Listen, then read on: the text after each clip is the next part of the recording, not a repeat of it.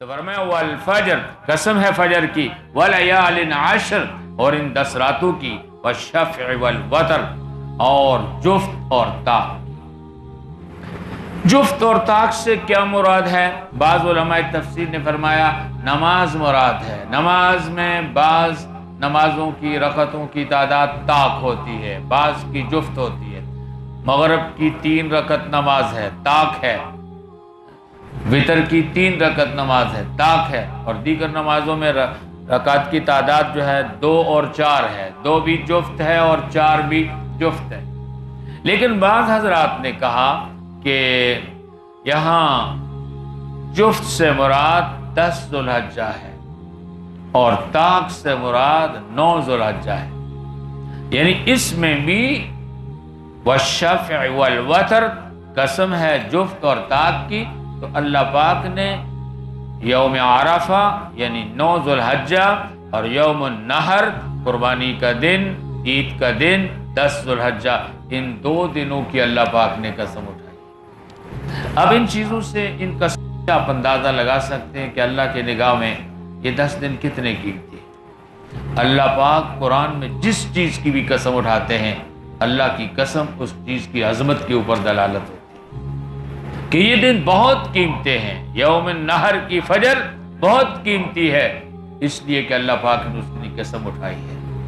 اور 10 ذو الحجہ کی راتیں بہت قیمتی ہیں، تبھی تو حضور علیہ السلام نے فرمایا ہر رات لیلۃ القدر کے برابر ہے، اس لیے اللہ پاک نے ان راتوں کی قسم اٹھائی ہے۔ یوم عرفہ 9 ذو الحجہ کا دن بہت قیمتی ہے کہ اللہ نے طاق کی قسم اٹھائی ہے اور وہ دن طاق ہے، اور 10 ذو الحجہ کا دن بہت قیمتی ہے کہ اللہ نے اس دن کی قسم اٹھائی۔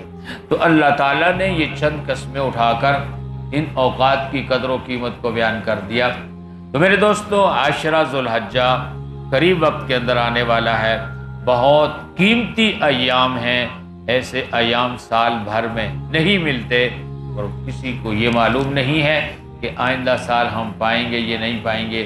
ان ایام کی بہت قدر و منزلت کرنی چاہیے، بہت غنیمت سمجھنا چاہیے، اور میرے دوستو ان سے خوب استفادہ کرنا چاہیے، خوب استفادہ کرنا چاہیے۔ روزے کا اہتمام ایسے کریں جیسے کہ آپ رمضان کے اندر کریں، اور راتوں کو شب بیداری اور عبادت کا اہتمام ایسے کریں جیسا کہ رمضان کے آخری عشرے کے اندر اور آخری عشرے کی طاق راتوں کے اندر، اور خاص طور پر لوگ جو 27ویں شب کو جس کا اہتمام کرتے ہیں وہ 10 ذو الحجہ کی ہر رات کے اندر ہمیں کرنا چاہیے۔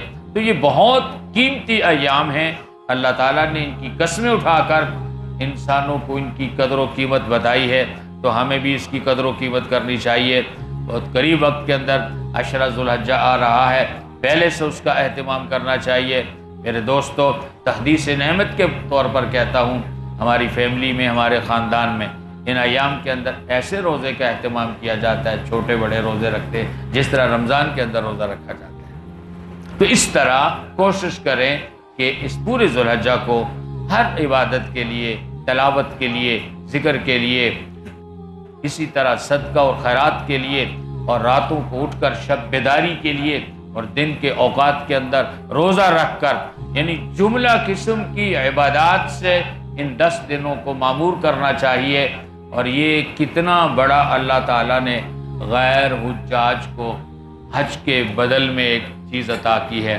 حج کرنے والے لوگ تو مخصوص مقامات پر جاتے ہیں، لیکن دنیا بھر کے مسلمان اپنے گھروں میں، اپنے ملکوں میں، اپنے شہروں میں رہ کر اتنی بڑی فضیلت حاصل کر سکتے ہیں کہ 10 سال کے روزوں کا اجر بھی ان کو مل سکتا ہے، اور 10 راتوں کو لیلۃ القدر کی راتیں بھی وہ پا سکتے ہیں، اور ہر قسم کی عبادت کر کے اللہ کے ہاں وہ فضیلت حاصل کر سکتے ہیں جو سال کے دیگر ایام میں، دیگر دنوں میں اور دیگر راتوں میں وہ اجر و ثواب نہیں ملتا۔